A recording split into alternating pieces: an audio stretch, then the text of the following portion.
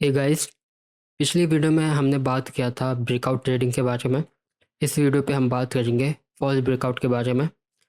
तो सबसे पहले हम चार्ट पे चलते हैं और वहाँ देखते हैं कि फॉल्स ब्रेकआउट एक्चुअल में होता क्या है। तो हम अपने चार्ट पे आ गए हैं और यहाँ पे आप देखोगे कि मार्केट की लेवल पे ट्रेड कर रहा है। तो यहाँ पे मैं एक सपोर्ट और रेजिस्टेंस लाइन लगा देता हूँ।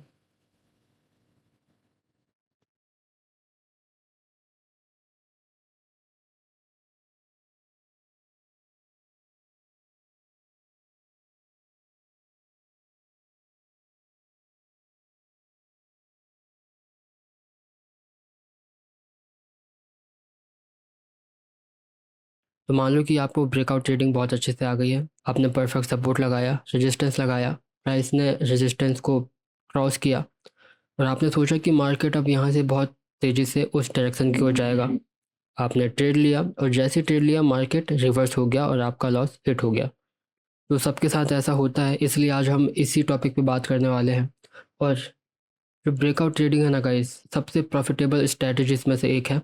लेकिन सबसे इम्पॉर्टेंट बात ये है, ये फिगर आउट करना है जो ब्रेकआउट ट्रेडिंग है वह एक्चुअल में जेन्युइन है या बड़े प्लेयर बिगिनर ट्रेडर्स का पैसा ट्रैप करने की कोशिश कर रहा है। तो यहाँ पे आप देखोगे जो की लेवल है, मार्केट यहाँ से रिट्रेस हुआ है, वीक बनाया, डाउन आया, फिर इस की लेवल पे मार्केट ने वीक बनाया, रिजेक्शन लिया, फिर ऊपर आया, फिर यहाँ पे टच हुआ, वीक बनाया, फिर डाउन आया, फिर यहाँ पे वीक बनाया, रिजेक्ट हुआ, फिर ऊपर आया और यहाँ पे मार्केट ने ब्रेकआउट कर दिया। बहुत सारे ट्रेडर्स को यहाँ लगेगा कि अब तो ब्रेकआउट हो गया है और यहाँ पे मैं एक बेहतर ट्रेड ले सकता हूँ, और जैसे ही वो ट्रेड लेंगे मार्केट फिर से डाउन और उनका लॉस हिट हो जाएगा।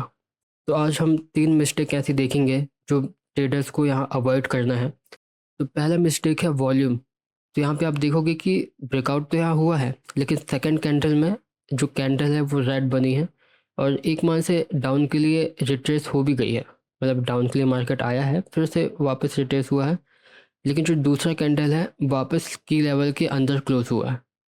यहाँ पे ये दिखाता है मार्केट कि जो बाइंग प्रेशर है वो बहुत वीक है, बाइंग बाइंग वीकनेस है यहाँ पे।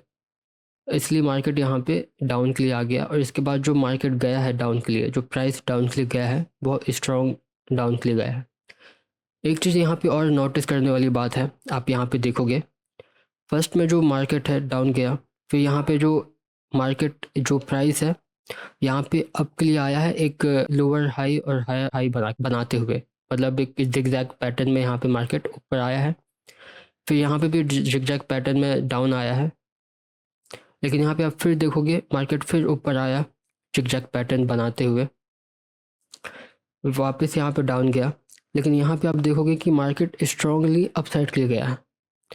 यहाँ पे उतना ज़्यादा कर्व नहीं है, एक दो कैंडल यहाँ पे रेड बने हुए हैं, लेकिन इनमें और इनमें बहुत डिफरेंस है।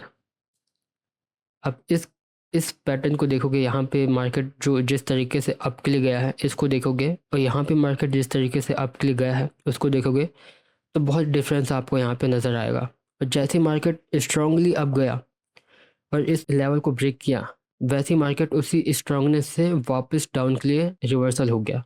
तो यहाँ पे एक मतलब कि सबसे इम्पॉर्टेंट बात यहाँ बताने का ये है कि यहाँ पे आप ये देखिए कि जो वॉल्यूम है, वॉल्यूम किस तरीके का है। यहाँ पे वॉल्यूम उतना ज़्यादा था नहीं। यहाँ पे मार्केट एक कैंडल तो बना दी, लेकिन दूसरे कैंडल में वॉल्यूम बहुत कम है और मार्केट ने एक रिजेक्शन ही दिया एक मान से। मार्केट यहाँ पे रेड बना दिया कैंडल, यहाँ पे बाइंग वीकनेस यहाँ पे हमने देखी।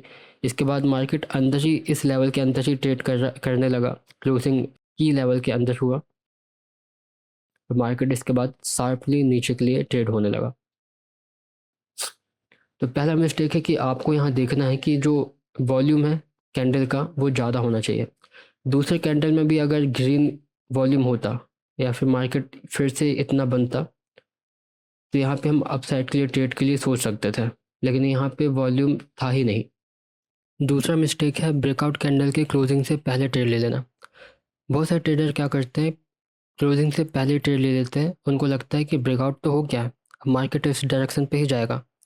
लेकिन जो कैंडल फर्स्ट में स्ट्रॉन्ग बुलिश दिखा रहा है, हो सकता है कि बाद में 10-20 सेकंड में वीक बना के डाउन के लिए क्लोज हो जाए। तो जब तक प्रॉपर तरीके से ब्रेकआउट कैंडल क्लोज ना हो तब तक आपको ट्रेड लेने का नहीं सोचना है। तो तीसरा मिस्टेक है वीक या वीक क्लोजिंग। अगर आपको टॉप से बहुत ज़्यादा वीक देखने को मिल रही है या कैंडल वीक बना के डाउन के लिए क्लोज हो रहा है, तो ये फॉल्स ब्रेकआउट के संकेत है। मार्केट रिवर्सल बनाने की यहाँ कोशिश कर रहा है। तो अगर आपको इस तरीके से पैटर्न दिखाई दे तो आपको यहाँ पे ब्रेकआउट के लिए ट्रेड नहीं लेना है। आप चाहे तो डाउन साइड की ट्रेड लेने के लिए सोच सकते हो।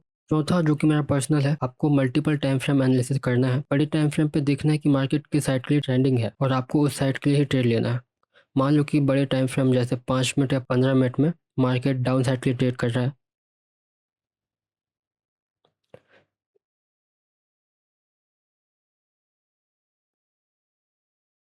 जैसे कि मार्केट डाउन साइड के लिए ट्रेड कर रहा है, फिर यहाँ पे कंसोलिडेट हो जाता है। आप सपोर्ट लाइन और रेजिस्टेंस लाइन लगाते हो, मार्केट इसे ब्रेक करता है, और आपको यहाँ लगता है कि मार्केट अब यहाँ पे रिवर्सल दे रहा है, लेकिन जैसे आप ट्रेड करते हो मार्केट दोबारा से डाउन साइड के लिए शिफ्ट हो जाता है। इसलिए आपको सबसे पहले 5 मिनट या 15 मिनट में देखना है कि मार्केट जो मेजर तरीके से ट्रेंडिंग है जिस साइड के लिए, आपको उस साइड के लिए ही ट्रेड लेना है।